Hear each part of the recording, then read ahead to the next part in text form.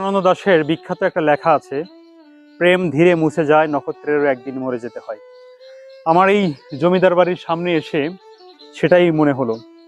সময়ের সাথে সাথে এই জমিদার বাড়ির সব কিছু জৌলস, ক্ষমতা, শক্তি, সৌন্দর্য সব কিছু হারিয়ে যাচ্ছে দিনের পর দিন।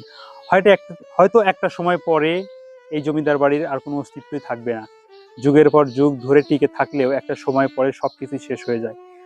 এই জায়গাতে আসলে মাঝে মাঝে মনে হচ্ছে ভুতুরে একটা জায়গা। কিছু কিছু জায়গা আপনাকে যদি দেখাবো আমি, আপনি খুব অবাক হবেন, ভুতুরে জায়গা মনে হবে। কিন্তু এই জায়গাতেই জমিদার ছিল, জমিদারের জমিদারিত্ব ছিল। আমরা একটু ভিতরে গিয়ে দেখি জমিদারের যে পুরনো ঘর বাড়ি সেটা একটু দেখানোর চেষ্টা।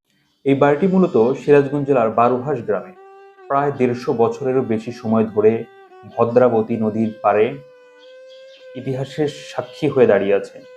চুন সুরকির মজবুত গাঁথনি ও মোঘল ধাঁচের নির্মাণ কৌশলী সত্যি আমাকে অবাক করে ফেলছে। এখানে না আসলে বুঝতে পারতাম না যে এই প্রত্যন্ত গ্রামের মধ্যে, এই প্রত্যন্ত এলাকায় আমি না আসলে বুঝতেই পারতাম না যে এত সুন্দর করে জমিদার বাড়িটি সাজিয়ে রেখেছেন এইখানে। তৎকালীন জমিদার দেলোয়ার হোসেন খান চৌধুরী অনেক সম্পদশালী ছিলেন। তিনি এই জমিদার বাড়িটি নির্মাণ করে গেছেন। তিনি মসজিদও নির্মাণ করেছেন, যেটা আমি আগের ভিডিওতে দেখিয়েছি। ধন্যবাদ সবাইকে। আপনার এলাকায় কোনো পুরনো ঐতিহ্য থাকলে অবশ্যই কমেন্ট করে জানাবেন এবং লোকেশন দিবেন। আমি চেষ্টা করব সেখানে গিয়ে দেখার জন্য এবং আপনাদেরকে দেখানোর জন্য।